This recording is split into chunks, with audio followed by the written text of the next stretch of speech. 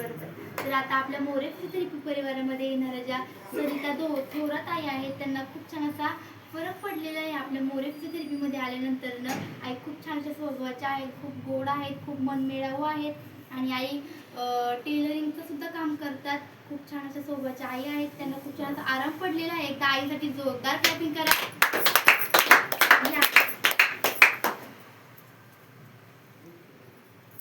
नमस्ते आई. नमस्ते. तर आई तुमचं संपूर्ण नाव सांगा सर्व आई बाबांना. माझं नाव सौ सरिता अशोक थोरात, राहणार शिरोली खुर्द. आई तुमचं वय काय आहे? माझं वय आता 51 चालू आहे. आई तुम्हाला थेरपी आपल्या मोरे फिजिओथेरपीबद्दल तुम्हाला कोणी कल्पना दिली? मोरे थेरपीबद्दल सरांनीच कल्पना दिली होती. गावामध्ये चर्चा झाली होती बऱ्याच वेळा, पण येण्याचा योग काही लवकर आला नाही. तो आत्ता महिन्यापूर्वी आला. तर आई मग तुम्हाला आता आपल्या मोरे फिजिओथेरपीमध्ये येण्या अगोदर काय त्रास होता? मला त्रास म्हणजे मानेचा आणि पायाचा त्रास होता, पण आता तो पूर्ण बंद झालेला आहे. आणि बीपीची गोळी चालू होती, ती सुद्धा पूर्ण बंद झालेली. एकदा आईसाठी बीपीची जोरदार गोळी सुद्धा घेतली.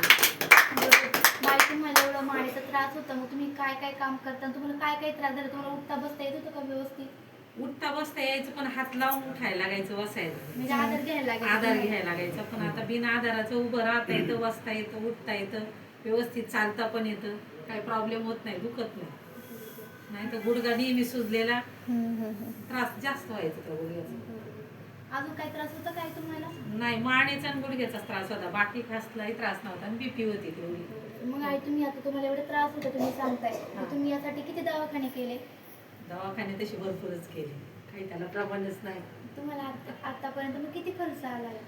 आतापर्यंत जवळजवळ 40-45 हजार रुपये खर्च आला असेल. मग आई तुम्ही एवढं जवळजवळ तुम्ही 40-45 हजार रुपये तुम्हाला खर्च आला, मग तुम्हाला आराम पडला का? नाही ना, आराम तर काहीच पडला नाही. 2 दिवसाच्या गोळ्या संपल्या का परत जायचं दवाखान्यात, त्या गोळ्या आणायच्या, परत जायचं दवाखान्यात, असंच चाललं होतं. गोळ्या खाल्यावरती तात्पुरता आराम पडता, पुन्हा तुम्हाला त्रास उद्भवायचा.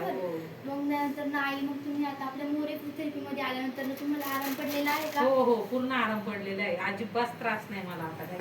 बरोबर. आईसाठी एकदा जोरदार क्लॅपिंग करा. आराम पडलेला आहे. मग आई तुम्ही आता सर्व आई बाबांना काय संदेश द्याल? काय नाही, मोरे थेरपीमध्ये आल्यानंतर एक माणसाचं मन मोकळं होतं आणि शरीरही मोकळं होतं, काही आजार राहत नाही. फक्त मनापासून करायचं, एवढंच बाकी ध्यानात ठेवायचं, बाकी काही नाही. आईसाठी जोरदार क्लॅपिंग करा. खूप छान असा आराम पडलेला आहे आणि आई आल्यानंतर आई बाबांना फरक पडल्यानंतर आई बाबांना पण घेऊन आलेले आहे सोबत. एकदा आई बाबांसाठी दोघांसाठी सुद्धा जोरदार क्लॅपिंग करा.